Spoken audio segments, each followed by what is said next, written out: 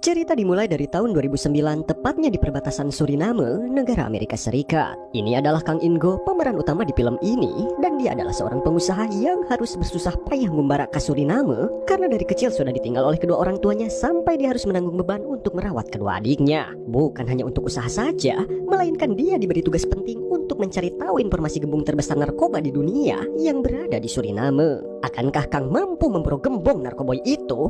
Seperti biasa sebelum lanjut, siapin kopi bagi yang ngopi, siapin teh bagi yang ngeteh, siapin kawa-kawa khususnya, karena ini film cukup panjang. Oke, tanpa berlama-lama lagi, jangan lupa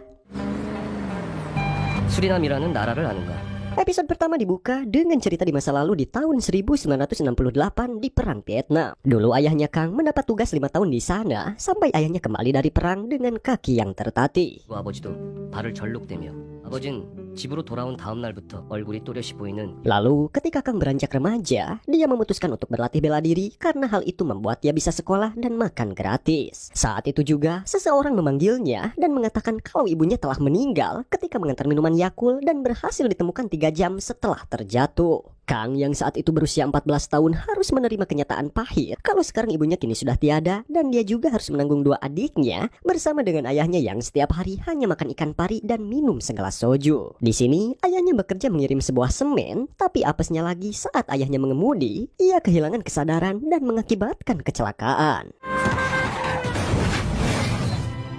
Dengan 2 kejadian itu, membuat Kang dan kedua adiknya sangat terpukul karena ibu dan ayahnya kini sudah meninggal. Dan tentunya, Kang kini harus menanggung beban hutang Bang Emok ayahnya yang begitu banyak dengan cara bekerja apapun demi mendapatkan uang. 빚과 삶의 무게가 당장의 슬픔을 어떻게든 먹고 살아야 했기에. Singkat cerita, Kang yang sudah beranjak pamuda merasa terbebani dengan pekerjaan rumah dan tidak bisa merawat kedua adiknya karena dia sibuk bekerja. Kang pun berinisiatif untuk menikah dengan menghubungi wanita yang menyukainya untuk langsung mengatakan kalau dia ingin menikah dengannya. Wanita pertama yang Kang hubungi ternyata banyak menuntut Kang hingga tentang rumah. Ya, bisa dibilang matre. Kang pun memutuskan untuk mengakhiri hubungannya. Namun, salah satu wanita yang lain bersedia datang ke rumahnya. Bisa dibilang si Kang ini manggih milik. Datang si eteh cantik bernama Hyejin yang mau menikah dengannya. Cakep lur.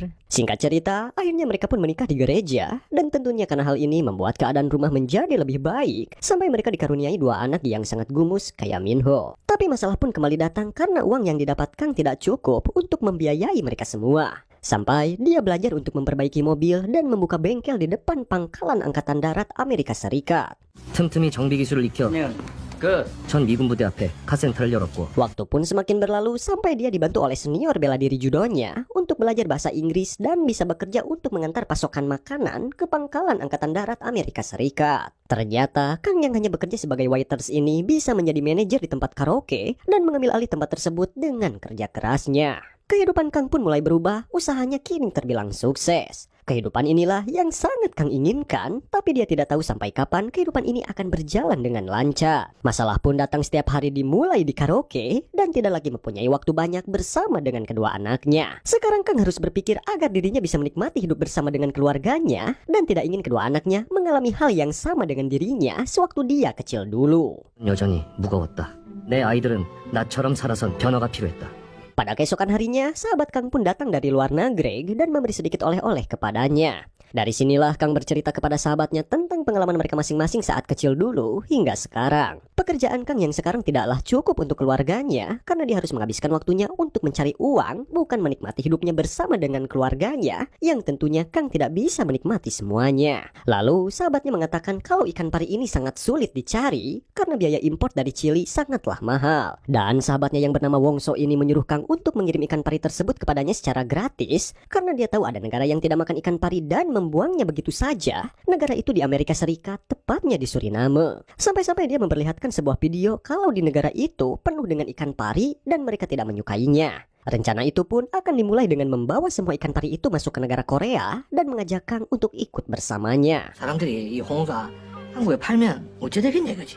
너 이거 진짜야? 수리랑 같이 가보든가. Saat tiba di rumah, Kang meminta izin kepada Hyejin agar diizinkan untuk pergi ke Suriname untuk berbisnis ikan pari. Kang pun meyakinkan Hyejin bahwa ikan pari di Suriname tidak dikonsumsi, melainkan dibuang begitu saja. Karena peluangnya sangat besar hingga yakin kalau ini semua akan berhasil dan sangat menguntungkan. Mendengar semua itu, Hyejin hanya mengatakan kalau Kang haruslah lebih banyak bersyukur. Hyejin lebih memilih untuk hidup miskin dibanding menjadi orang yang memiliki segalanya. Pada malam harinya, saat Kang asyik bermain judi dengan temannya, dia pun dikejutkan dengan suatu masalah yang ternyata di salah satu room karaoke-nya ada dua orang yang mencari masalah dengannya. Kang meminta uang ganti rugi 1,2 juta won dan mengancam akan menelpon polisi. Namun apesnya, mereka berdua ternyata adalah polisi hingga Kang kembali diancam tentang tempat karaoke-nya yang tidak memiliki surat izin karena memperkerjakan wanita di bawah umur. Karena tidak ingin masalah ini berlanjut hingga memberikan sedikit uang kepada mereka. 야, 이 새끼가 이게. 형, 괜찮아?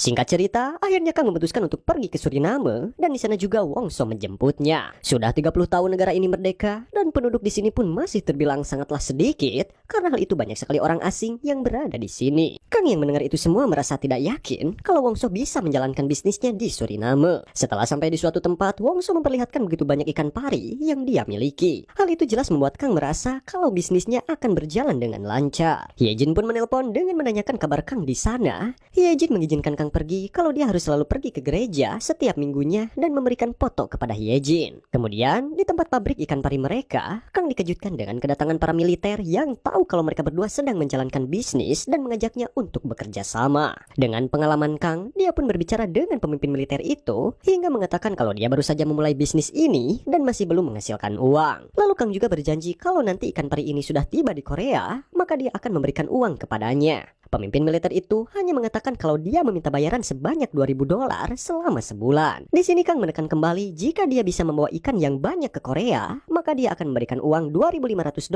setiap bulannya. Dan apabila pengirimannya sedikit, maka dia akan memberikan uang sebanyak $1.000. Mereka berdua pun akhirnya bisa bekerja sama sesuai dengan perjanjiannya. Langkah awal, tempat pabrik ikan pari Kang langsung diberikan sebuah papan yang menyatakan kalau tempat itu dilindungi oleh tentara Suriname. What's gonna bother you now? Thank you, sir. Melihat hal itu, Wongso sangat kagum karena pengalaman bisnis Kang. Tiba-tiba Kang ditelepon oleh Tuan Sin yang menginginkan 500 kilo ikan pari minggu depan dengan harga yang begitu menarik. Wongso sangat marah karena stok mereka terbatas, tapi Kang mengatakan kalau Tuan Sin berani membayar 8.000 won untuk setiap kilonya. 아, 그래 물량 막 받으면 없잖아. 2, 3일까지 물량 맞춰주면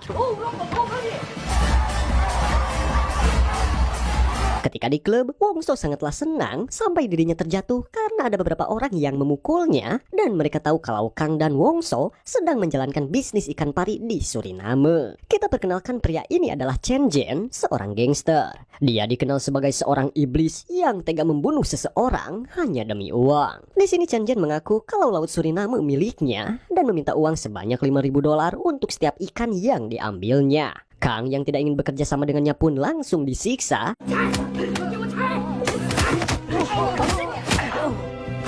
Me $5,000 a month. Kang yang tidak ingin memberikan $5.000 kepadanya secara cuma-cuma, dia pun memberikan sebuah tawaran kepadanya. Kalau ingin memberikan $5.000 kepadanya, maka dia tidak memiliki uang lagi. Jadinya bisnis ini akan gagal untuk mereka berdua. Dan Kang ingin meminta keringanan dari jumlah tersebut. Tapi sialnya orang itu tidak ingin sebuah tawaran dan mengancam kalau tidak memberikan uang itu, maka nyawa mereka menjadi taruhannya. Hey, 옳다. 아, 씨발, 네 협상도 안 통하고. Pagi harinya, Kang sudah berada di gereja bernama Paramaribo. Tidak lupa dia memberikan fotonya kepada Hyejin. Selanjutnya, setelah mendapat informasi kalau Kang dan Wongso bertugas untuk mengambil ikan pari dan menjualnya ke Korea, pendeta itu pun sangat tertarik dengan bisnis ini. Dia juga tahu kalau mereka berdua sedang dalam masalah karena muka mereka sudah babak belur. Pendeta itu penasaran dengan masalah apa yang sedang mereka hadapi dan Wongso akhirnya mengatakan kalau beberapa orang Tiongkok mengaku kalau dialah pemilik dari laut Suriname dan mereka harus membayar semuanya, sementara dia juga sudah membayar para militer, tapi militer itu hanya bertugas di darat saja. 저희가 따로 이 보비를 바치고 있는 군인들은 괜한 말씀 좀 죄송한데. 머리가 길고 Mendengar semuanya, pendeta itu pun tahu kalau orang Tiongkok itu berambut panjang dan memiliki bau badan tidak sedap yang tidak lain adalah si Chen Jen. Di sini, pendeta yang tahu kalau rencana ini datang karena atas izin Tuhan dan dia harus membantu mereka untuk menyelesaikan semuanya. Dengan cepat, pendeta itu menelpon seseorang yang tujuannya kalau mereka harus menuju ke tempat kebangkitan di pecinan.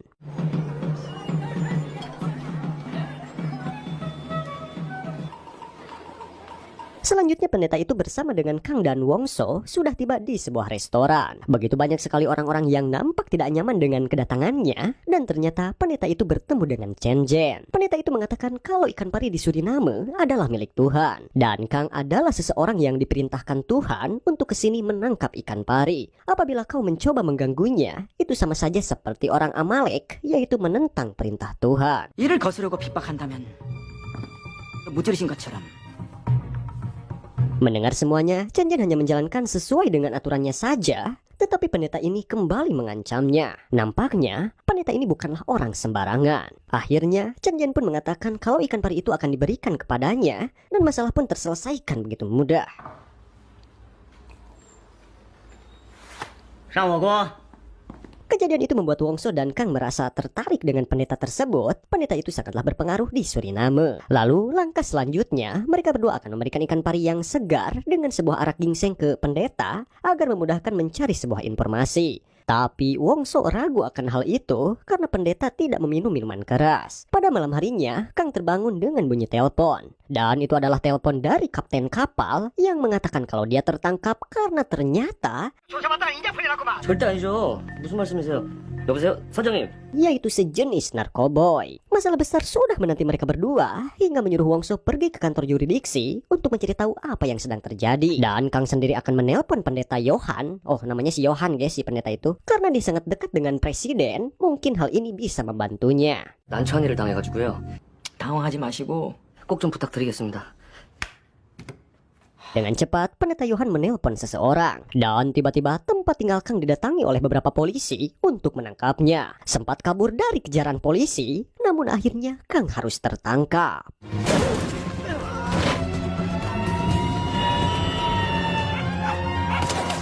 Di kantor polisi, pemimpin militer itu datang ke sel Kang. Kang pun lantas mengatakan kalau dia tidak pernah menyentuh narkoba, dia hanya seorang pengusaha. Tapi pemimpin militer itu hanya berkata kalau dia akan dipindahkan ke penjara Sin Martin dan akan diadili. Lalu menyuruh anak buahnya untuk membawa Kang pergi menuju ke tempat itu. Saat tiba di penjara tersebut, Kang pun ingin menelpon Hye Jin, tapi sipir itu tidak memperbolehkannya karena Kang adalah tahanan kasus narkobro. Kang yang tidak kehabisan akal, dia mengatakan kalau dompetnya diambil oleh tahanan lain yang isinya sebanyak $200.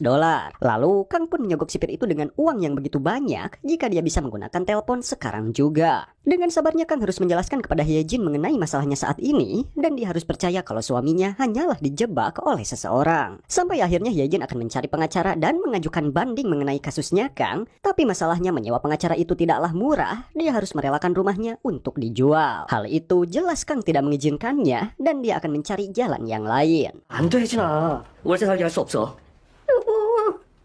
Lalu di dalam sel Kang merasa sedih, dia hanya bisa melihat foto keluarganya. Sampai sipir itu datang menagih uang yang dijanjikan oleh Kang, karena saat ini dia sedang dijenguk oleh seseorang. Kita perkenalkan dulu, pria ini adalah Choi Chang-ho. Dia adalah orang yang bekerja di Badan Intelijen Nasional. Di sini Chang-ho menyuruh Kang untuk bersikap layaknya seperti teman, walaupun Kang tidak mengenalnya. Nampaknya Chang-ho ini sudah tahu kasus apa yang sedang dialami Kang, dan tujuannya datang bertemu dengan Kang adalah untuk menyelamatkannya dan mengatakan apakah Kang mengenal pendeta Johan. Di sini terkuak sebuah fakta yang mengejutkan. Ternyata pendeta Johan lah yang membuat Kang berada di penjara. Usut punya usut, Johan adalah seorang pengedar yang menguasai 60% distribusi narkoba di Eropa, dan bisa disebut juga dia adalah raja kokain di Suriname. Edan. 지금 강인구 씨 이렇게 만든 게 마약 밀매업자. 수리남의 코케인 대부입니다. Kita akan dibawa flashback ke tahun 90-an di Incheon. Saat itu ada operasi besar-besaran menangkap gembong penyelundup di Incheon. Operasi berhasil dan komplotan itu diberantas, namun tidak dengan ketuanya yang membawa kabur 10 kilo. Dia bernama Johan. Walaupun polisi tahu rute pelariannya, Johan merangkak sejauh 14 km melalui selokan, dan Johan sampai saat ini masih menjual garam laknat. Sampai cerita ini berlanjut ke 3 tahun kemudian, pada saat Johan memasukkan sebuah obat narkoboy ke dalam minuman yang saat itu sedang ada penipuan kontrak investasi Gojek. Para tamu yang meminum air kejayaan itu pun terpengaruh dan tidak bisa melaporkan kejadian itu karena mereka juga telah mengkonsumsi garam laknat. Walaupun Walaupun kontraknya tidak berhasil, tapi para tamu undangan itu terus mencari Johan untuk membeli garam lakna karena sudah kecanduan. Dan terbukti para tamu penting itu datang satu persatu kepada Johan untuk meminta air kejayaan yang dulu pernah dia berikan, dengan ditukarkannya dengan sebuah buku tabungan. Anjay, pinter si koplok otaknya. Namun ketika di rumah dan baru selesai numpahkan asistennya, tiba-tiba mereka berdua pun dikejutkan dengan kedatangan Badan Intelijen Keamanan Nasional dan Johan akhirnya bisa ditangkap. Di ruang interogasi, Johan dipukuli tanpa rasa ampun dan dia berjanji akan memberitahu semuanya tentang penghasilan menjual narkoboy. Bapak Bin yang tergiur lantas memanfaatkan Johan. Singkatnya, Johan pun terbebas dan menggunakan metode lain dengan cara menjadi seorang pendeta di suatu gereja dengan pengikutnya yang sudah sangatlah banyak. Pundi-pundi uang pun didapatkannya, tapi ternyata Bapak Bin itu berkhianat dan malah memperkerjakan Johan demi sebuah uang. Setiap sebulan sekali, dia selalu berkunjung ke tempat Johan hanya untuk menagih upeti. Tapi kali ini Johan yang sudah rudet memutuskan untuk membunuhnya.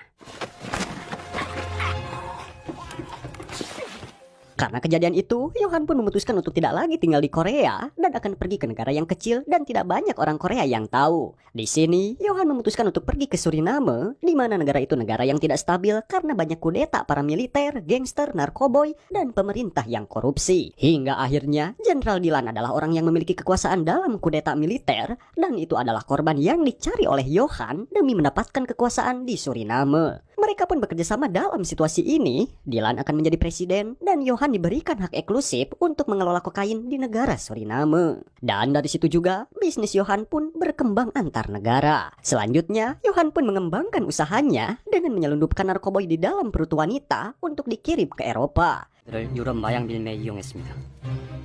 에 대한 광적인 믿음으로. Dan para laki-laki dilatih menembak. Hal itu jelas dilakukan Johan dengan cara yang sama, dengan menaruh sabuk ke dalam minuman mereka yang membuatnya selalu ingin mendapatkan minuman tersebut. Dan intinya saat ini Kang dijebak oleh Johan karena sudah memasukkan kokain ke dalam ikan parinya. Karena Johan hanya ingin menguji jalur Korea yang dilewati oleh Kang, apakah aman atau tidak. Lalu Kang menanyakan keberadaan temannya dan Chang Ho memberikan rekaman di telepon miliknya kalau Wongso sudah berada di pecinan dan mengetahui kalau Johan adalah pengedar narkoba. Dan Kang harus menerima hal pahit kalau Wongso sudah meninggal dibunuh oleh komplotan Johan. 하지만 박영수 씨는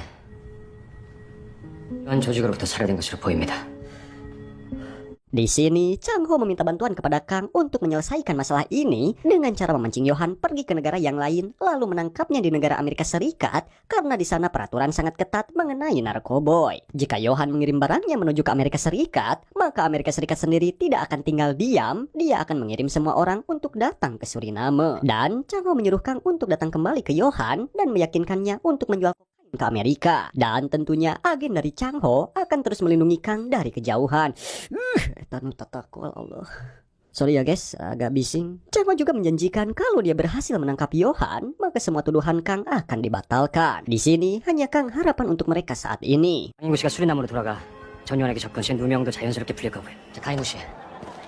Tapi Kang mengatakan kalau dia sudah kehilangan 500 juta won di negara ini. Uang sebanyak itu seharusnya untuk biaya anak-anaknya. Kang dengan lantang mengatakan jika Chang Ho ingin meminta bantuannya, maka dia harus membayar 500 juta won kepadanya. Langkah pertama, Kang harus tahu di sana ada pengawal pribadi Johan yang merupakan orang Nigeria dan dia disuruh untuk mengedarkan narkoba di dalam penjara. Dengan bantuan sipir, untuk saat ini rencana Kang berhasil dan sudah memiliki banyak anggota. Sampai tiba-tiba dia harus berkelahi dengan para tahanan yang lain karena sudah menjual narkoboy di wilayahnya.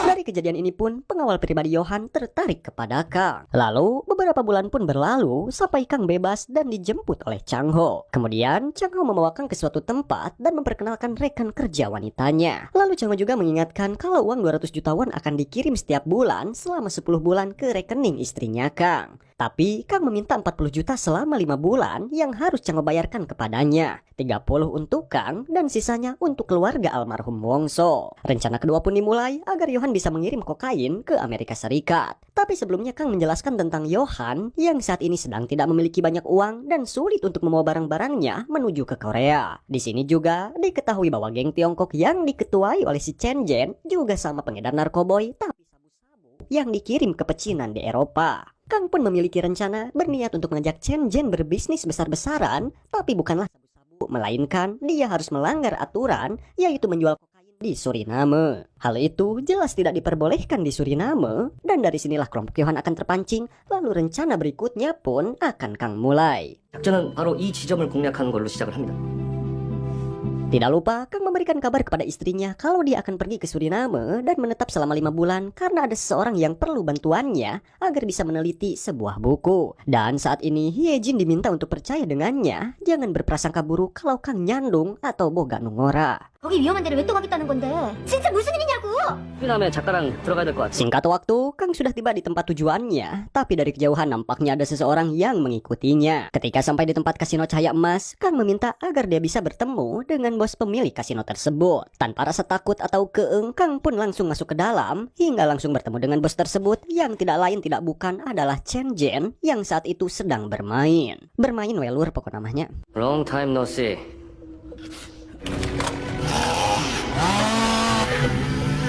Jadi Chen Jen ini merupakan seorang kepala organisasi asal Cina yang terkenal di Suriname. Namun semenjak kedatangan Johan, posisinya pun tergeser. Di sini, Kang menawarkan uang kepadanya hanya untuk membalaskan semua perbuatan Johan selama ini. Awalnya, Chen Jen menolak, tapi tawaran Kang pun berhasil. Chen Jen mengajaknya bermain kartu remi dengan obrolan rencana awal Kang untuk bisa menjual narkoboy ke Korea dan hingga meminta sebuah kokain.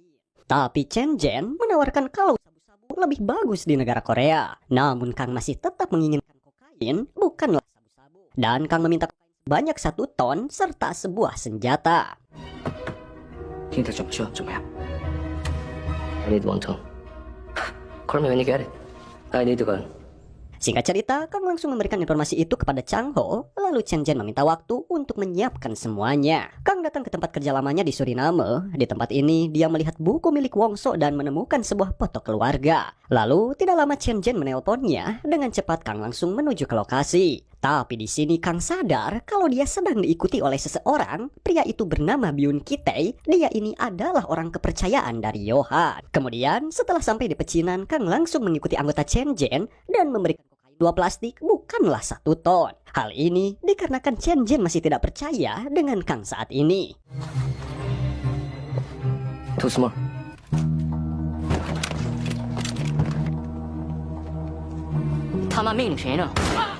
Dan tiba-tiba di luar markas, Chen Jen diserbu oleh kelompok Johan yang diketuai oleh David Pa. Dia adalah pengacara yang melindungi sang raja narkoboy Johan. Hey, come on. Ternyata kedatangan David karena Chen Jen melakukan sebuah pelanggaran, yaitu menjual kokain yang seharusnya dia hanya diizinkan untuk menjual saja. Di sini, David pun mengajak Kang karena pendeta Johan akan bertemu dengannya. Tapi Chen Jen melarangnya dan Kang harus memutuskan dia ingin ikut dengan siapa, Johan atau dengannya. Kang pun meminta waktu agar dia bisa berbicara dengan kelompok Johan. Fix this situation? Fuck off. Good stuff. 잘 생각했어요. Setibanya di rumah Johan, Kang pun langsung disambut dengannya dan langsung menanyakan apa tujuannya kembali lagi ke Suriname. Kang hanya menjawab kalau dia ingin mencari uang. Dan Johan menegaskan kembali apa tujuannya Kang datang ke Suriname. 싶다고 간절히 기도를 드렸더니 아멘. Amen. 왜 돌아왔냐고 이 개새끼야.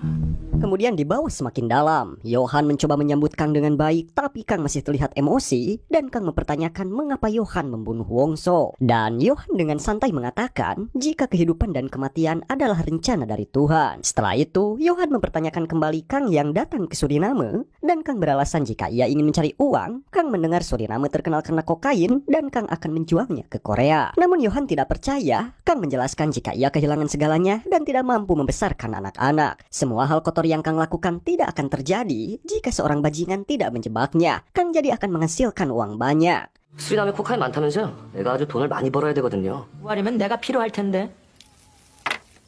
Setelah itu Johan pun bilang jika Kang butuh bantuannya untuk mendapatkan kokain dari Suriname. Tapi Kang sudah bekerja sama dengan Chen. Johan menjelaskan jika Chen hanya jual sabu-sabu dan orang yang punya kokain di Suriname hanya dirinya. Kang masih kekeh memilih bekerja sama dengan Chen. Johan masih bernegosiasi agar Kang lebih memilih bekerja sama dengannya. Hingga akhirnya Kang pun setuju bekerja sama dengan Johan. Misi mendapatkan kepercayaan Johan pun berhasil. Kang pun kemudian menelpon Chang Ho di hadapan Johan dan anak buahnya. Nah, Chang Ho ini berperan sebagai atasannya Kang yang akan membeli narkoba. Jadi, sekarang Kang memperkenalkan Chang Ho kepada Johan. Chang Ho dan timnya lalu ikut mendengarkan percakapan yang terjadi. Johan kemudian memperkenalkan diri dan mempertanyakan rencana Kang untuk membawa kokain. Chang Ho menjelaskan jika narkoba dimasukkan dalam daging ayam. Tapi, Johan masih belum puas. Johan ingin mengajak Chang Ho ketemu secara langsung untuk membahas bisnis tersebut. Awalnya Chang Ho beralasan sibuk dan mengajak Johan bertemu di Brazil. Tapi Johan mengaku jika punya pelayanan sebagai pendeta yang tidak bisa ditinggalkan. Johan lalu mengajak Chang Ho untuk datang ke Suriname. Rekan yang lain minta Chang Ho menolak ajakan tersebut, tapi Chang Ho setuju untuk bertemu di Suriname.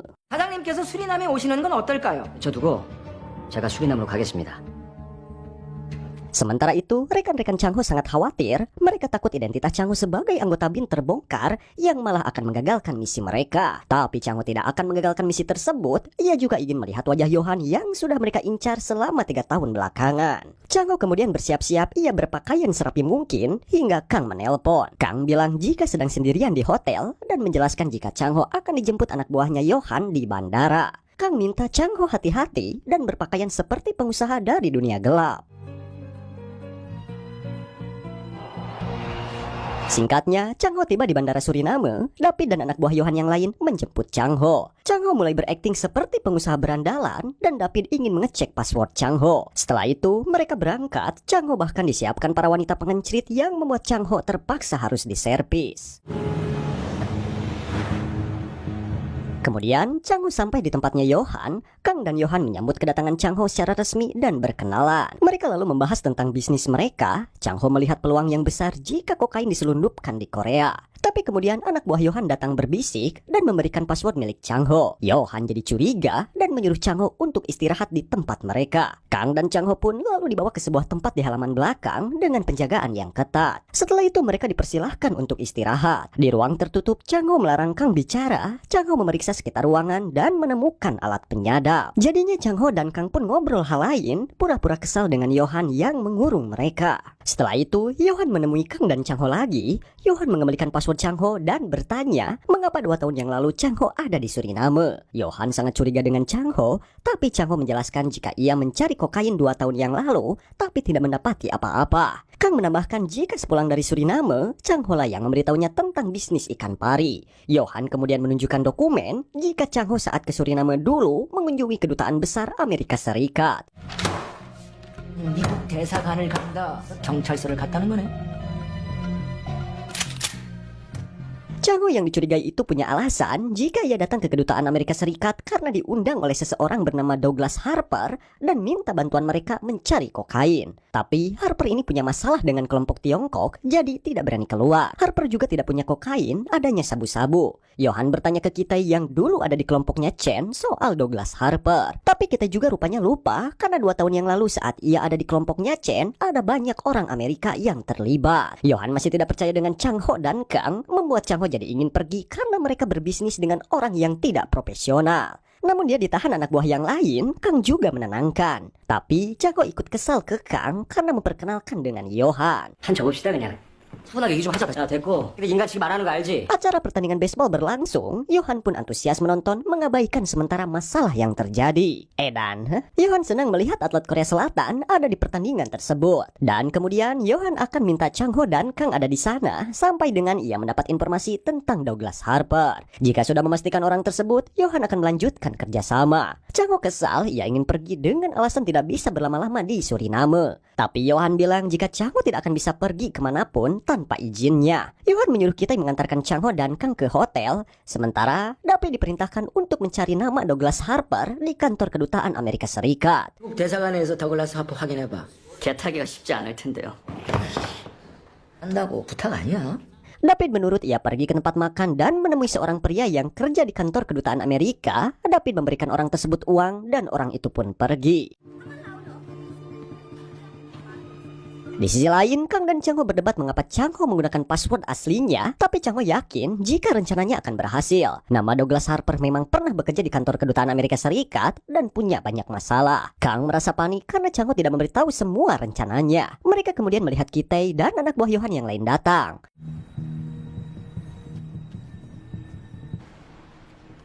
Waktu berlalu, David yang menunggu petugas kedutaan juga belum mendapat kabar lebih lanjut. Yohan yang sudah tidak sabar, jadi minta bisnis dengan Kang dan Chang Ho dibatalkan. Yohan akan membunuh Kang dan Chang Ho. Kita juga mendapat telepon untuk mengeksekusi Kang dan Chang Ho. Ia lalu menyuruh anak buah yang lain mematikan CCTV dan bertindak. Mereka datang ke kamarnya Kang dan Chang Ho, siap untuk melakukan penyerangan. Kang dan Chang Ho juga siap dengan senjatanya.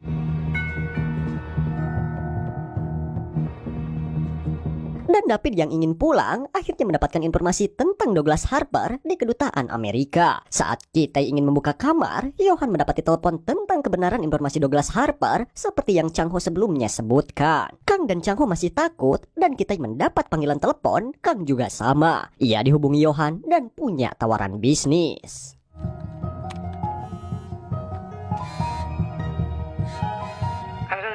하나 있어요. Setelah itu, Kang dan Chang Ho kembali ke tempatnya Yohan. Yohan yang bersenang-senang itu lalu meminta maaf karena tidak sopan. Dan sebagai tanda penyesalan Yohan seperti tawaran Chang Ho sebelumnya, transaksi akan dilakukan di dekat perbatasan Brazil dan uang muka akan ditransfer melalui rekening escrow. 물건 확인을 해야 되니까 현금 에스크로 계좌로 보내드리겠습니다. 이가 있네요.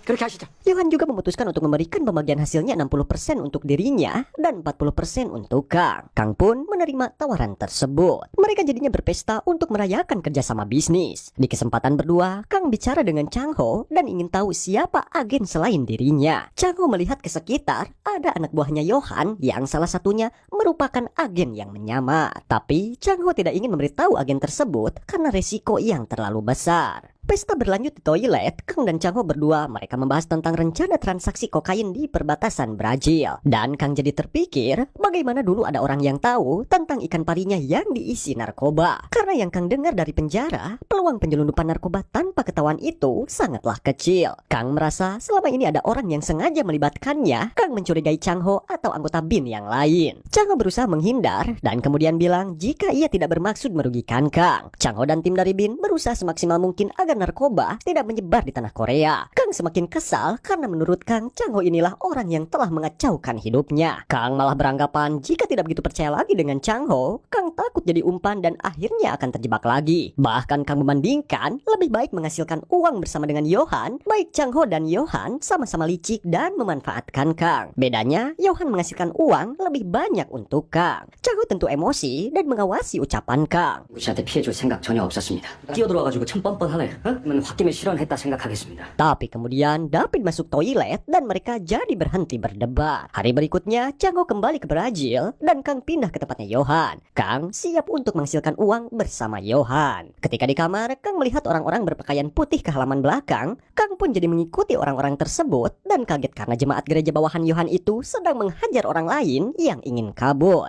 Mereka menyebut jika orang yang ingin kabur itu berdosa dan dengan cara dipukul, dosa tersebut akan diampuni.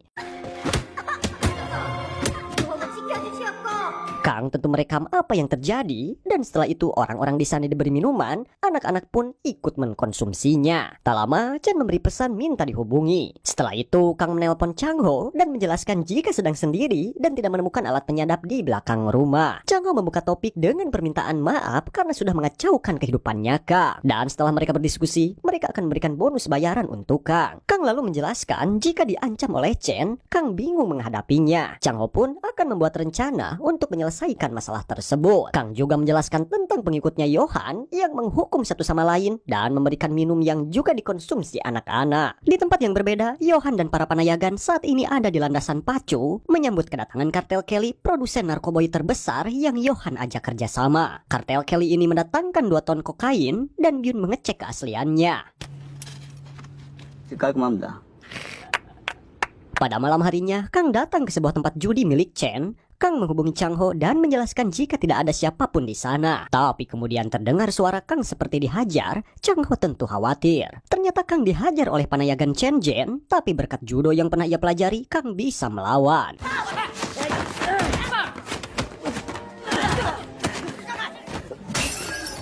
Kang Kang lalu disekap di sebuah pagar. Chen Jen datang dengan kesal dan mempertanyakan mengapa Kang memihak ke Johan. Kang mengaku tidak berpihak ke Johan. Kang ingin membunuh Johan dan Chen Jen tidak percaya. Kang akan dibunuh tapi ia masih mencoba bernegosiasi. Jika dirinya mati maka Johan kehilangan banyak uang dan Chen Jen yang akan dibunuh. Tapi Chen Jen tidak takut. Ia menunjukkan buaya di belakang dan mengancam balik Kang bahwa Chen Jen akan membuat Kang mati seperti melarikan diri. Kang masih berusaha bilang jika ia akan membantu Chen Jen mengalahkan Johan dengan menyerang di waktu yang tepat. Chen Jen akhirnya mengancam Kang bahwa Johan harus mati sebelum pengiriman kokain ke Korea. Jika Johan masih hidup, Kang yang akan mati. Kang pun menurut dan akhirnya Chen Jen masih memberikan kesempatan hidup. Setelah itu, Kang diturunkan di jalan, kemudian Chang Ho baru mendapat kabar lagi. Kang menjelaskan jika dirinya hampir dimakan buaya. Chang Ho berjanji akan lebih memperhatikan keselamatan Kang. 정말 죄송합니다.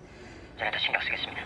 Setelah itu, anak buah Johan datang menjemput. Kang bingung bagaimana mereka bisa mengetahui keberadaannya. Tapi si anak buah bilang jika mereka bisa menemukan keberadaan Kang dimanapun. Mereka juga mempertanyakan apakah Kang punya masalah dengan orang Tiongkok. Kang membuat cerita tentang kehilangan uang saat bermain judi dan mencoba meminjamnya dengan orang Tiongkok. Kitai pun meminta Kang untuk tidak pergi diam-diam. Dan setelah itu mereka menyuruh Kang masuk mobil. Tidak lupa Kang mengirimkan pesan ke Chang Ho. Setelah itu Chang Ho dan tim melacak pergerakan Kang. Kitai juga menyuruh Kang menggunakan penutup kepala. Mereka kemudian berangkat. Tapi setelah itu Chang Ho tidak bisa melacak posisinya Kang lagi, di mana saat ini Kang dibawa ke sebuah tempat dan saat penutup kepalanya dilepas sudah ada Johan yang menunggu. Johan juga mempertanyakan luka di wajah Kang yang Kang akui karena hutang judi. Kang kemudian melihat kokain yang ditransaksikan dengan Chang Ho yang seluruhnya mencapai 2 ton dengan masing-masing paket berisi 25 kilo. 아시아의 영혼을 깨워줄 25kg, 포대 80개, 브라질본을 사진 한 장 찍겠습니다.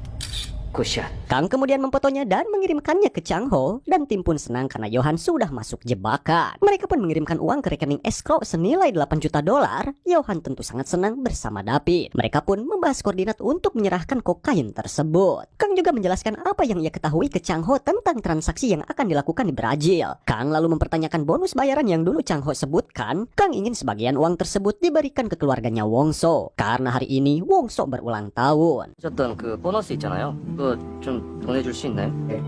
그렇게 해보도록 하겠습니다. Hari berikutnya, Kang dan anak buahnya yang bersiap untuk transaksi narkoba dengan Chang Ho, Johan lalu memberikan bola baseball kesayangannya dengan tanda tangan atlet Korea favoritnya. Berharap dengan bola tersebut hidup Kang penuh akan keberuntungan, anggap saja sebagai hadiah karena Johan tidak bisa ikut transaksi karena ada pelayanan gereja. Kang pun berterima kasih dan bersama anak buahnya yang lain, mereka pergi. 내가 같이 못 가서 미안해서 그래.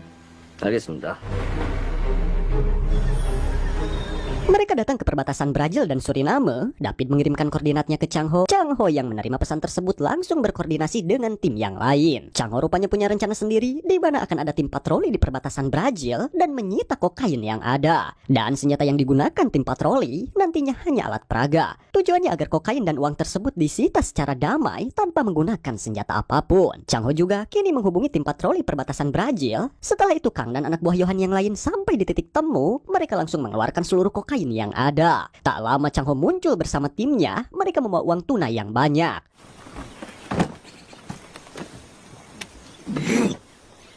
Dan sebelum transaksi, David ingin mengecek uang tunai terlebih dahulu. Uang pun diberikan. Dan Kitai bertugas mengecek keaslian uang yang dibawa Chang Ho. Selama memastikan asli dan ingin menyerahkan kokain, pasukan patroli Brazil datang. Mereka pun mengangkat tangan semua. Freeze! Stop! Don't move! Kapten militer itu langsung menanyakan uang tersebut dan David hanya mengatakan kalau mereka adalah pekerja di tambang dekat daerah perbatasan Brazil. Namun kapten itu tidak mempercayainya dan memeriksa barang yang ada di sana.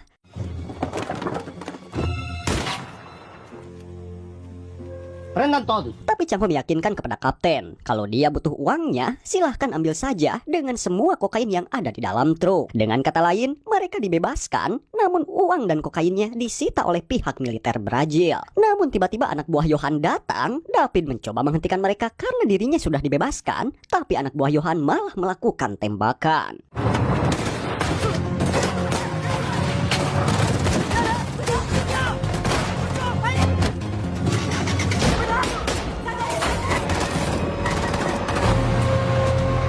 Saat Saat kembali ke markas, Johan melihat begitu banyak anggotanya yang sudah meninggal. Dan di sisi lain ternyata memang benar ini rencana dari Chang Ho yang hanya ingin menyita uang dan kokainnya saja. Namun tiba-tiba pasukan Johan datang dan merubah semua rencana yang sudah dibuat oleh Chang Ho. Tapi karena kejadian itu, mereka berhasil mengikat pengiriman Johan dengan memblokir rute Brazil. Dan untuk operasi selanjutnya, dia yakin tidak akan ada masalah. Mendengar hal itu, Kang sekarang benar-benar tidak percaya dengan Bin, terutama dengan Chang Ho. Karena begitu bahayanya misi ini sampai dia hampir tewas. Di rumah, Johan melihat berita tersebut kalau pemerintah Brazil akan menyatakan perang melawan perdagangan narkoboy di Suriname. Lalu masalah pun datang, semua akun yang terhubung ke Bank Eropa telah diputus atau akun Johan telah dibekukan. Hal itu terjadi karena salah satu dari anggota Johan ditangkap dan dimintai informasi mengenai organisasi Johan. Di sini, Johan yakin kalau salah satu anggotanya telah berkhianat dengannya. Dan tiba-tiba Kang datang dengan menanyakan siapa yang akan bertanggung jawab atas kejadian ini karena semua rencana ini diatur oleh kelompok Johan dan dia hampir kehilangan nyawa dan uang 20 miliar won. 책임지실 거냐고 물어보던데. 현금 분실까지. 썩어진다. 가만히 있어, 전도사. Sampai mereka bisa menuntut ke jalur hukum perdagangan internasional. Johan meminta waktu agar dirinya bisa mencari siapa yang berkhianat dengan kelompoknya. Tapi Kang tidak ingin lagi berbisnis dengannya. Dan Johan sekarang dipengaruhi oleh Kang kalau semua ini ulah dari Chen Zhen. Sedangkan di kelompok Johan masih ada orang yang pernah bekerja di Chen Zhen, yaitu Kitei. Kang menuduh Kitei sebagai pengkhianat. Kitei tentu emosi dan meminta diberi izin untuk membunuh Kang. Tapi Johan marah dan meminta Kitei tenang. Karena tidak ingin gagal bisnisnya dengan Chang Ho, Johan mengajak Kang untuk berkeliling dengan mengucapkan terima kasih kepada Kang yang sudah membawa 100 kilo sisa kokain. Dan Johan mengajaknya esok hari ke suatu tempat dengan pakaian yang rapi. 며칠이나 합시다. 깔끔한 정장이 있나? Pada keesokan harinya, Kang sudah bersama dengan Johan dan tiba di istana Presiden Suriname. Di dalam, dia bertemu dengan Presiden Dylan, lalu Johan yang memakai setelan kolor memperkenalkan Kang kalau dia adalah pengusaha besar di Korea, yaitu memiliki hiburan malam untuk Angkatan Darat Amerika Serikat di Korea. Ternyata, Johan meminta bantuan kepada Dylan kalau Tuan Kang akan membuka pasar baru di Suriname dan siap berbisnis dengan mereka. New friend here can help us open new markets. My favorite kind of apple. Setelah pertemuan itu, Johan menceritakan kalau dulu Dylan pernah ditahan di penjara yang sama seperti Kang karena kasus narkoba. Mendengar hal itu, Kang hanya mengatakan kenapa Johan mempertemukan dia dengan presiden. Johan hanya berkata kalau ini adalah visi kita, sama-sama ingin mencari uang sebanyak-banyaknya. Sampai Johan memutuskan akan mencari siapa orang yang telah berkhianat dengannya sebelum Johan akan mengajak Kang untuk bekerja sama dengannya. Selanjutnya, Johan mengajak Kang ke tempat yang cukup mencurigakan, dan itu adalah tempat di mana Johan menanam kokain karena dirinya tidak ingin lagi bergantung kepada Kolombia. Sampai Johan menjanjikan kepada Kang kalau bisnis ini berjalan mulus, maka dia akan memberikan jabatan direktur umum kepada Kang sampai setiap bulannya Kang akan diberikan uang 100 miliar won. 새로 벌어보자고. 전체 수익 10% 줄게. Beautiful. Tiba-tiba, Chang Ho menghubungi Kang. Chang Ho yang tahu apa yang dibicarakan Kang dan Johan, dia sangatlah marah dan akan menghentikan bisnis ini dengannya. Tapi, Johan di sini memberikan hak kepada Kang untuk menentukan rute terbaik menuju ke Korea agar bisnisnya berjalan lancar. Di sini Chang Ho menekankan agar Kang menjalankan rencana berikutnya. Namun Kang tidak ingin melaksanakan rencana tersebut karena dia saat ini baru sekali diberikan kepercayaan oleh Johan dan berharap Chang Ho harus bersabar dengan semua apa yang dilakukannya. Setelah bertemu kembali dengan Johan, Kang memberitahu dia akhirnya bisa meyakinkan Chang Ho. Dan Chang Ho sendiri yang akan mencari rute terbaik menuju Korea. 얘기 잘했어? 찾아보게 됩니다. 뭐 잘했네. Kemudian kita beralih ke tempat markas DEA Virginia. Di sana terlihat Chang Ho yang memberikan rencana kepada pihak kepolisian kalau dia ingin menangkap Johan, mereka bisa mendapatkan informasi dari rute distribusi dan bersiap untuk berperang dengan kelompok kartel Kali. Lalu rencana yang dibuat Chang Ho adalah jika Johan melakukan perdagangan di wilayah Amerika Serikat, dan saat itulah mereka bisa mengirim pasukan DEA ke Suriname untuk menangkapnya. Scene berikutnya, kita menuju ke Washington DC. Di sana lagi-lagi Chang Ho ditelepon oleh Johan, dan Chang Ho sangat kecewa dengan kejadian kemarin. Tapi Johan meminta agar dia tidak membicarakan hal tersebut, melainkan Johan ingin tahu di mana rute terbaik menuju ke Korea. Lalu, Chang Ho mengatakan kalau dia meminta barang-barang milik Johan dikirim ke Puerto Rico karena jalan menuju Brazil sudah tidak mungkin. Dan di sini dia mengatakan kalau ada kapal kargo yang membawa barang bantuan dari Suriname menuju Puerto Rico, lalu dikemas di pesawat yang akan terbang ke tentara Amerika Serikat di Korea. Tapi masalahnya, pesawat ini akan berangkat dalam waktu 2 minggu lagi. Mereka tidak memiliki banyak waktu untuk melakukan semuanya. Namun, dengan hak eksklusif yang dimiliki Johan, dirinya pun siap melakukan hal tersebut. Tapi, tiba-tiba David membisikkan sesuatu yang membuat Johan curiga kembali dengan Kang. Kalau Puerto Rico adalah wilayah Amerika Serikat dan memberitahu kepada Chang Ho kalau mereka tidak ingin masuk ke dalam wilayah Amerika Serikat. 이봐, 미국 땅이래잖아. Di sini, Chang Ho meyakinkan kepada mereka kalau Puerto Rico bukanlah bagian dari negara Amerika Serikat. Hal itu bisa dilihat pada saat pertandingan baseball yang kita tahu, Johan sangatlah senang dengan olahraga itu. Lalu, Johan berkata kalau Chang Ho harus mencari rute lain karena urusan uang, narkoba tidak boleh berurusan di wilayah Amerika Serikat. Johan akan mencari rute kembali. Namun Chang Ho marah karena urusan bisnisnya dengannya sangatlah tidak profesional. Dan dia akan membatalkan bisnisnya dengannya. Sampai Johan memutuskan untuk tidak lagi berbisnis dengan Chang Ho. 아, 씨발 또 야마가도네. 수하면서 비즈니스 계속 진행해야 되나? 거래 끊는다고? Singkat waktu, Kang menelpon Chang Ho kalau dugaannya benar, rencana Chang Ho pasti akan gagal. Chang Ho diminta untuk sabar menghadapi orang seperti Johan dan tidak boleh memaksakan kehendaknya. Tiba-tiba ada seorang anak yang meminta Kang untuk menyelamatkannya dari tempat ini. 저 좀 살려주세요. 야! 얘 오면 안 된다니까! Lalu Kang kembali menelpon Chang Ho, dia menanyakan kenapa organisasi Bin tidak membunuh Johan saja tanpa repot-repot melakukan semua ini. Ternyata Bin tidak diizinkan untuk membunuh orang, namun secara tidak resmi Kang akan melakukannya. Tapi Chang Ho meminta untuk menangkap Johan hidup-hidup dan diadili di pengadilan. 공식적으로 암살 작전을 펼칠 수는 없습니다. 하는 방법이야 여러 가지죠. 것들이 있어요. 그래야 진정한 처벌이 되는 거고요. Pagi harinya, David mengatakan kalau kelompok Johan sudah berusaha meningkatkan jumlah ekspor ke Eropa dan membongkar 1,9 ton akan butuh waktu kurang lebih 1 tahun. Dan Johan menyarankan untuk menjualnya ke mafia Eropa. Hal itu sudah dilakukan oleh David dengan memberikan sebuah penawaran, tapi kontrak pengirimannya langsung diurus oleh kartel Cali. Masalah Johan kini bertambah setelah dari pihak Kolombia tahu dengan kejadian di Brazil dan langsung menanyakan tentang uang mereka. Lalu dengan cepat, Johan memiliki rencana kotor untuk menyelesaikan semuanya. 가능하겠네. What kind of way? 저랑 대기시켜. Lalu Chang Ho memberitahukan hal ini kepada Kang, apakah benar Johan mencari rute lain, dan dia pun melihat kalau Johan tengah pergi lengkap dengan para penayagannya. Kang mengikuti kemana perginya kelompok Johan, dan ternyata dia menuju ke pecinan untuk bertemu dengan Chen Zhen. Di situ Kang kebingungan. Johan memberi sebuah penawaran kepada Chen Zhen. Johan meminta jaringan sabu-sabu di Eropa untuk menukarnya dengan menjual kokain dalam waktu 1 bulan. Apabila kokain Johan tidak terjual selama 1 bulan, maka nyawa Johan terancam oleh kartel Cali. Cali cartel will kill you. You die.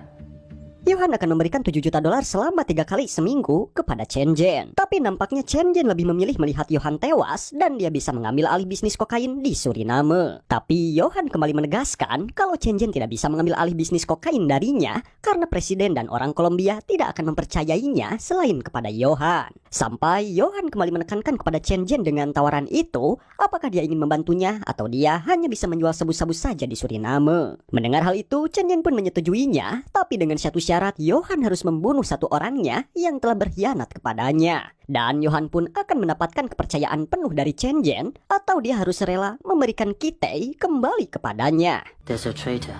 If you kill him, give Byung to us. 야만스럽게.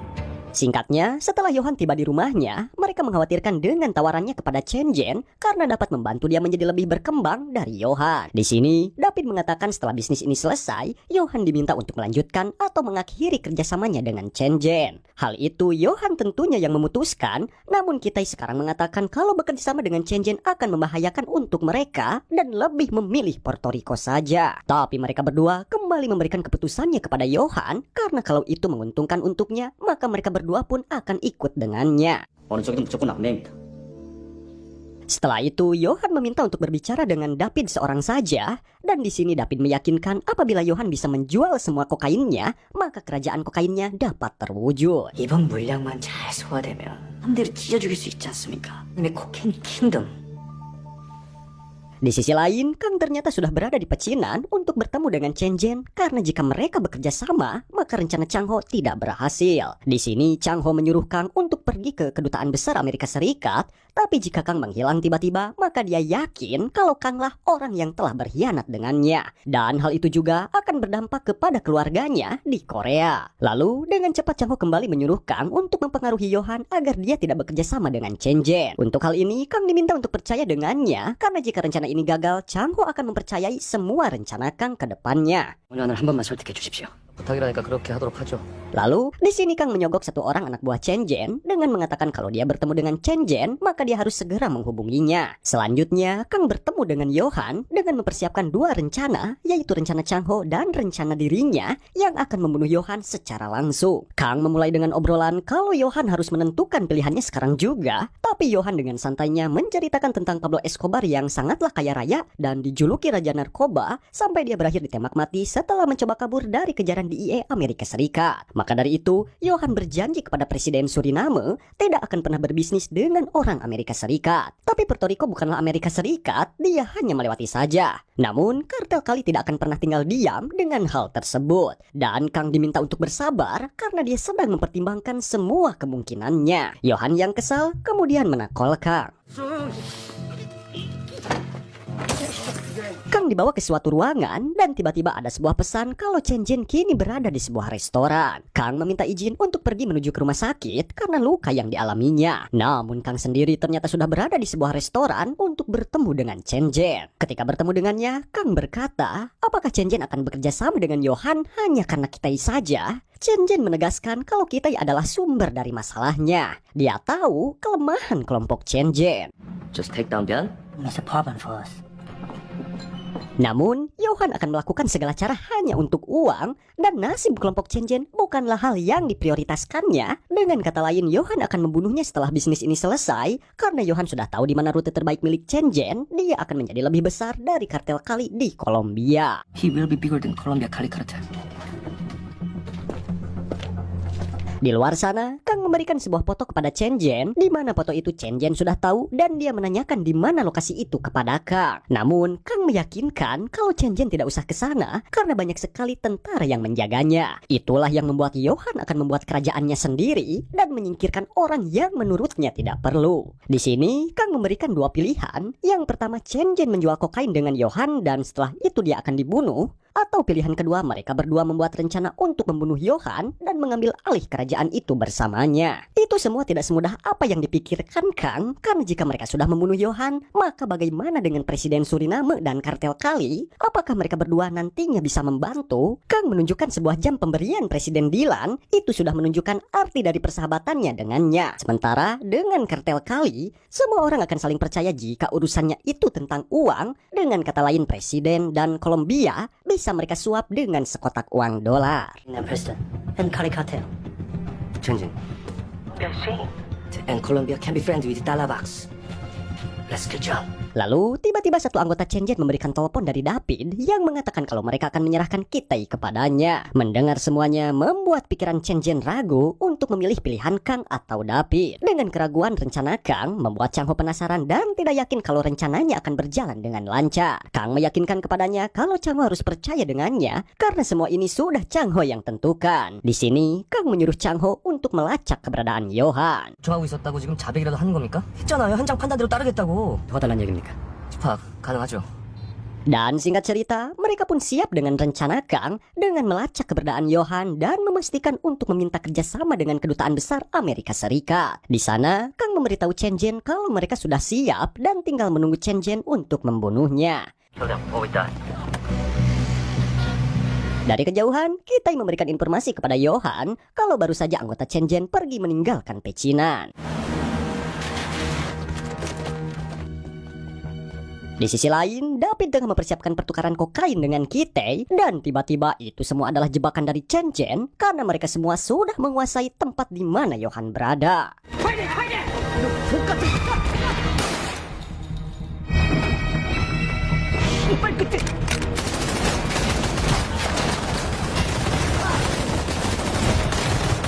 Akhirnya, Yohan bisa melarikan diri, tapi tidak tidak dengan kokainnya yang Kang sendiri langsung menyuruh untuk menyembunyikan semuanya. Tapi tidak dengan keselamatan Kang yang saat ini nyawanya sedang terancam oleh anggota Johan. Namun, secara tidak terduga Kang memutuskan untuk kembali lagi kepada Johan. Setelah bertemu dengan David, dia yakin kalau anggota Chen Jen beritahu Kang tentang di mana lokasi kokainnya berada. Tapi Kang hanya mengatakan kalau selama ini dia tidak tahu lokasi itu karena matanya ditutup oleh anggota mereka. Tiba-tiba, Johan datang dengan tujuan untuk membuktikan siapa orang yang telah berkhianat dengannya. Di sini Johan telah meminta bantuan kepada Sang Jun untuk memeriksa semuanya dari semua anggotanya, termasuk dengan Kang. Dan secara mengejutkan, Johan membunuh David yang dicurigai telah berkhianat padanya.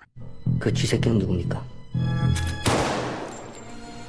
Alasan Johan membunuhnya dikarenakan David telah bekerja sama dengan Chen Jen untuk membunuhnya. Itu semua Johan tahu dari sebuah telepon miliknya yang berada di bagasi mobil. Namun Johan yakin kalau masih ada satu orang lagi yang mengendalikan Chen Jen. Kang di sini meyakinkan kalau rute Puerto Rico adalah rute yang tepat untuknya. Akan tetapi, sebuah kokain milik Johan kini sudah diambil alih oleh Chen Jen. Dengan rencananya Kang, dia menyuruh kita untuk mencari barang tersebut dengan bantuan dari orang Tiongkok yang ada di pecinan. 아니 찾으면 될 거 아니야.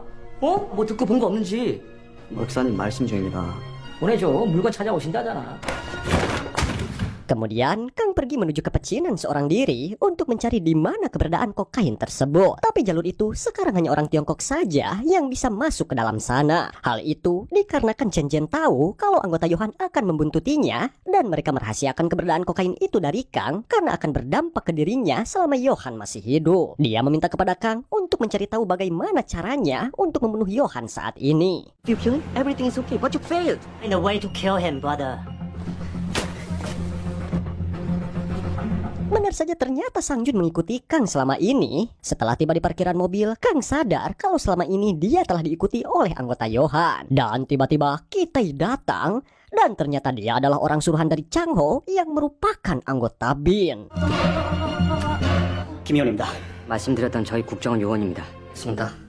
Anjay, tidak diduga-duga, guys. Hal itu membuat Kang harus bisa bekerja sama dengannya. Kitai menyuruhnya untuk tidak bertindak yang tidak seharusnya direncanakan oleh Chang Ho. Dan ternyata Kitai lah yang menyuruh Johan untuk membunuh orang lain demi keselamatan Kang. Kitai saat ini disuruh oleh Johan untuk mencari keberadaan kokainnya di pecinan melalui orang Tiongkok. Dan dia baru sadar kalau selama ini Chen Jen masih berkomunikasi dengan Kang. 즉 첸진이랑 통화 가능하지?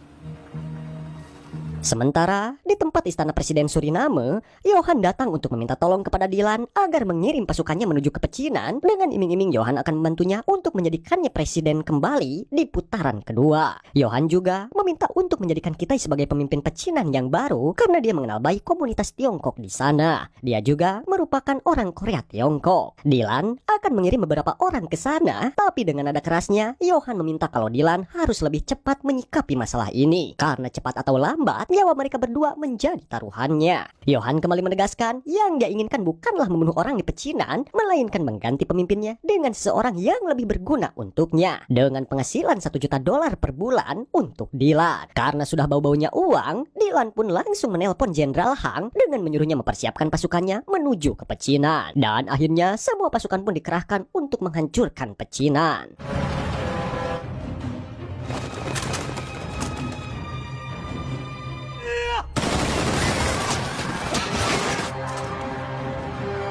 Semua pasukan militer itu menyuruh warga sipil masuk ke dalam rumah karena mereka akan membasmi semua gangster yang terlibat pembunuhan dan narkoba.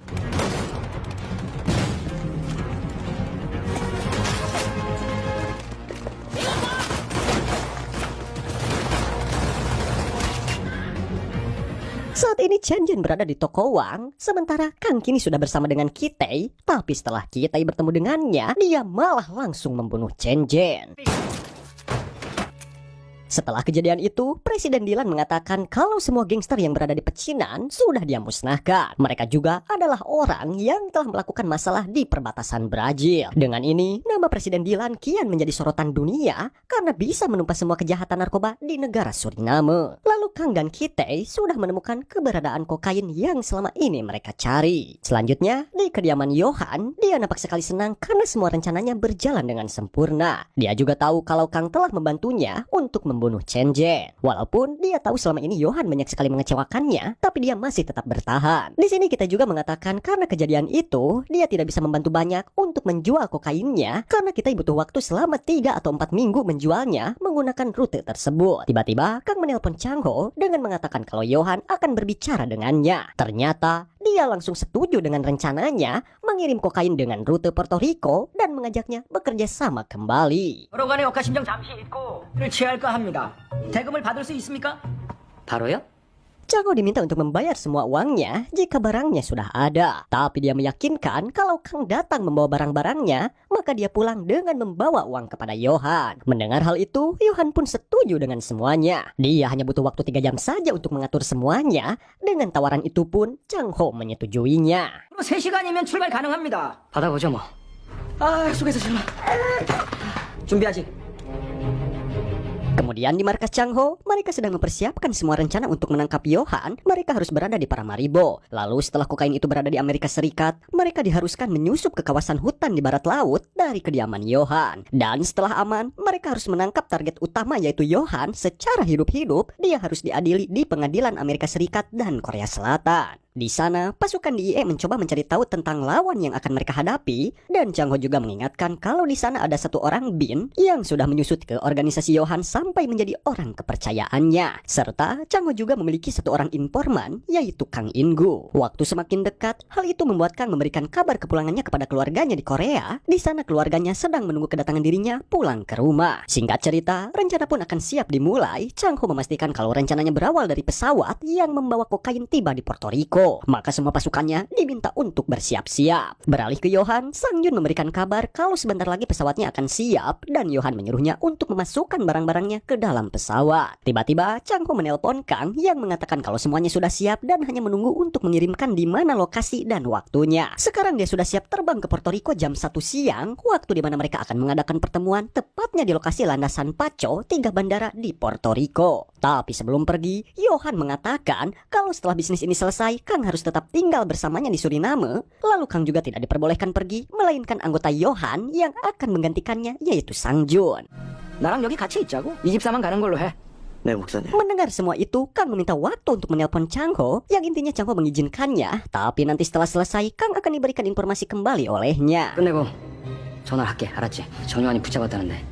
이상준이 대타러 온다는데. Di sisi lain, kita yang tengah bersama Johan dan Kang tidak bisa berbuat apa-apa. Dia hanya bisa membantu memberikan kabar kepada Chang Ho melalui telepon miliknya. Di dalam perjalanannya, pesawat itu akan tiba kurang lebih 15 menit lagi menuju Puerto Rico. Dan di kediaman Johan, kita menyuruh Kang untuk pergi ke kedutaan Amerika Serikat setelah mengalihkan situasi. Setelah mendapatkan instruksi dari kita, Kang pun langsung menyabotase semua mobil milik Johan. Tapi tiba-tiba 2 penjaga Johan datang dan Kang sendiri masih bisa mengatasinya.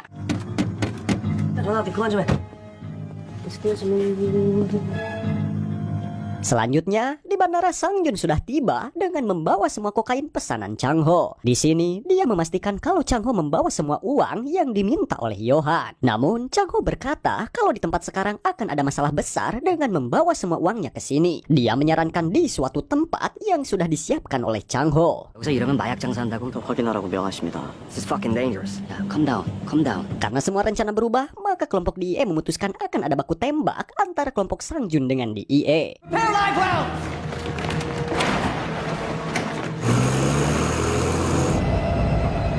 Dan setelah melihat uangnya, tiba-tiba 이상준 씨, 국정원입니다. Drop your weapons and get on the ground. karena kejadian itu semua kelompok DIE akan menuju ke Suriname. Hal itu dikarenakan karena Johan telah melakukan bisnis kokain di negara Amerika Serikat. 40 menit menuju ke Suriname. U.S. territory in Puerto Rico.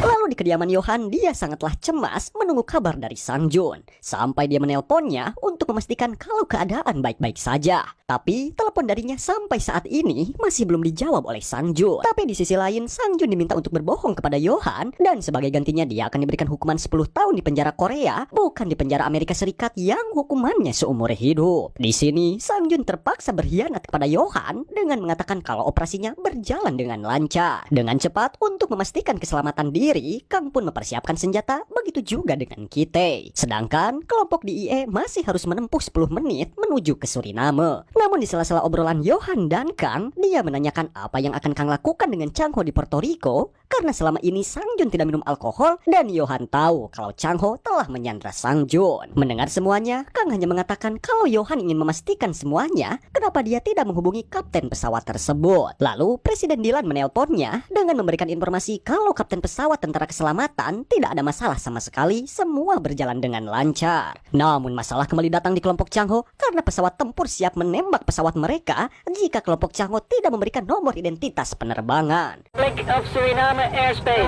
We will be shot down. Bring Suriname to capture a drug lord who is in the law of the United States. 4 minutes to coordinates. Fly as low as possible.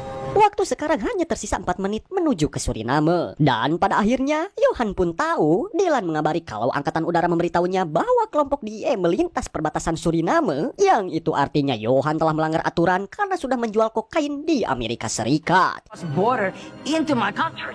Our rule and sell coke to the U.S. Just stay on them. Why are they in Suriname? Sesampainya kelompok DIE di wilayah Johan, inilah yang terjadi. Informant and NIS agent also present. On the rooftop. 5 more men approaching from 3 o'clock.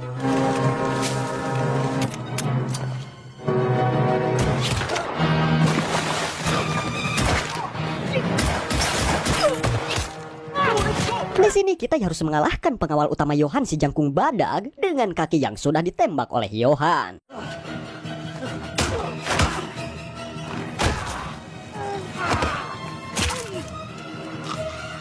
Apesnya, kelompok Johan tidak bisa pergi karena semua mobilnya sudah dimatikan oleh Kang. Tapi ada 2 mobil yang ternyata Kang lupa mematikan mobil tersebut. Akhirnya, kita selamat dari perkelahian itu, tapi tidak dengan kelompok Johan yang berhasil kabur, namun mereka tetap diikuti oleh Kang.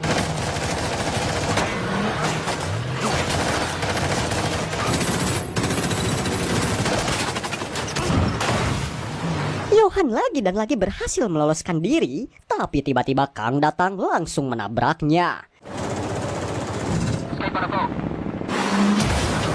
Sekarang Johan sendirian tidak lagi memiliki penjaga. Sampai akhirnya Johan berhasil dikalahkan oleh Kang.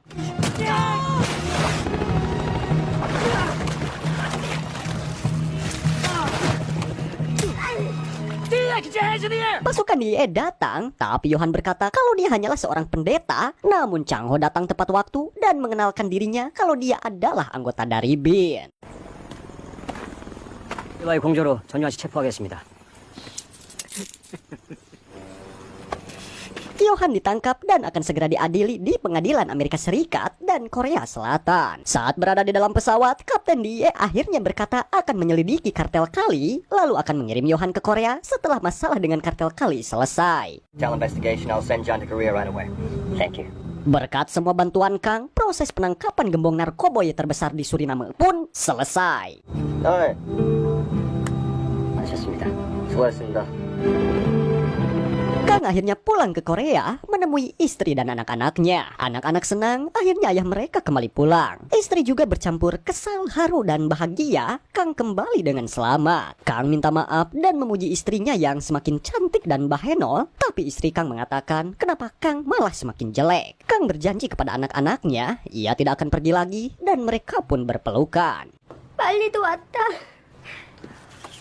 6 bulan berlalu, Kang kembali mengurus bengkelnya dan tak lama Chang Ho datang. Kedatangan Chang Ho karena ingin membayar uang perjanjiannya dulu dengan Kang. Karena masalah keuangan, Chang Ho dan tim BIN lainnya hanya bisa membayar berupa 2 bar karaoke yang bisa menghasilkan uang lebih banyak dalam 2 tahun ke depan, lebih dari yang Chang Ho pernah janjikan. Tapi Kang menolak, ia tidak ingin berbisnis karaoke lagi. Setelah itu Chang Ho menjelaskan jika Johan dibui selama 10 tahun di Korea dan mengajukan banding. Saat Chang Ho mengunjungi Johan, Johan meminta barang yang pernah diberikan kepada Kang dikembalikan. Kang lalu mengambil bola baseball yang dimainkan anaknya. Bola baseball yang bertanda tangan atlet itu rupanya asli. Hanya bola itu satu-satunya barang milik Johan yang asli. Kang juga bahkan tidak menyangka bahwa tanda tangan itu asli, tapi Chang Ho juga tidak dapat memastikan bahwa Johan berbohong atau tidak. Kang pun mengamati bola tersebut dan cerita pun sekian.